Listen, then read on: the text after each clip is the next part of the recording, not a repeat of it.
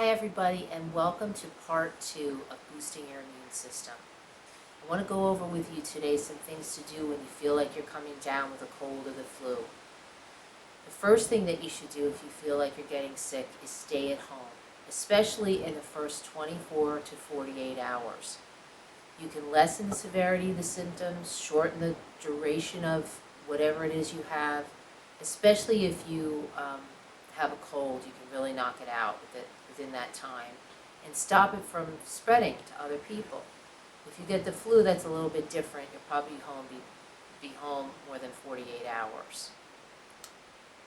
I would like to tell you some really simple acute remedies that you could do when you start to feel yourself getting a sore throat or those symptoms of cold or flu. When you first feel like you're getting a sore throat, one of the best things that you can do is gargle with warm salt water, or dilute hydrogen peroxide in water and gargle with that. Also using the neti pot, which is nasal irrigation for your sinuses with warm salt water, is one of the best things you can do, preventatively and acutely. Let's see, another great thing are zinc lozenges. I like the Cold Ease brand, but there's a lot of different brands. Or you can take 50 milligrams of zinc per week to really boost and strengthen your immune system. There's a lot of great products out there that are a combination of echinacea, golden seal, and vitamin C. There's teas, there's different, formulas. You really have to do some research, talk to your health professional, try them, find out what works best for you, and you can usually take these acutely from 1 to 10 days and knock it out a little bit quicker than you would if you didn't take something. The next thing that's great for your immune system is one of the strongest antimicrobial agents, compounds in the world, and it's called propolis. It's a bee resin made during the production of honey. It's a little bit sweet, it's a little bit tart, but it can help preventatively and it can help in acute situations. So you might want to look into that. There's also olive leaf extract, which is high in antibacterial and antiviral properties. Some simple things you can do is you can breathe a steam inhalation over the stove with essential oils of rosemary, eucalyptus, lavender. You can take a bath with Epsom salts with these same essential oils. You can also eat good old homemade chicken soup. Homemade chicken soup really does work to get rid of the symptoms of the cold and the flu. And it's very soothing and homey and cozy to do for yourself.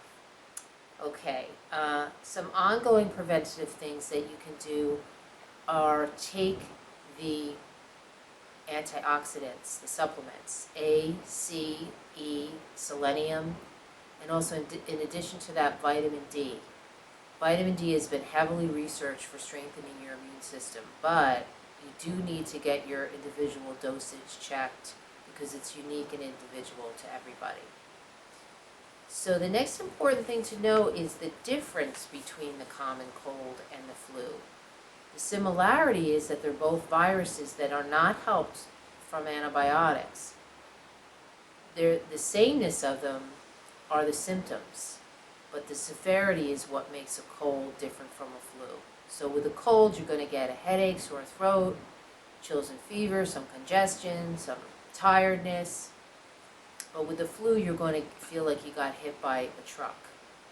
And it's going to be probably 10 times to 100 times worse than a cold. You're going to be severely fatigued, have a bad headache, a fever, body aches. You might have a cough. You might be nauseous. You won't be able to get out of bed. So that's the difference. But they're both viruses, and you need to rest and do remedies to get over these as fast as you can. If there's symptoms that start showing up like ear pain or severe congestion in your sinuses, that's colored mucus comes along with that. You have shortness of breath, severe coughing, a fever of 101 or over, these are symptoms where there's a bacterial infection present and you need to get in contact with your healthcare professional. So, because an antibiotic can be helpful in those situations.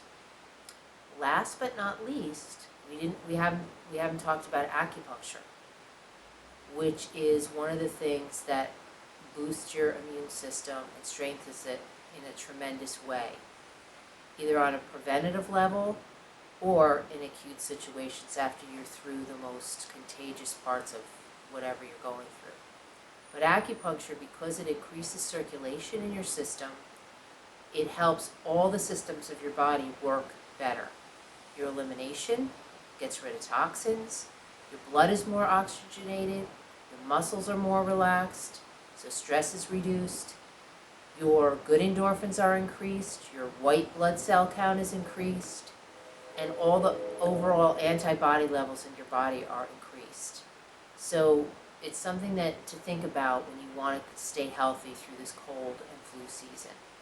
And if there's any questions about any of the information, or you'd like to contact me, you can go to my website, which is kathyyoakumacupuncture.com.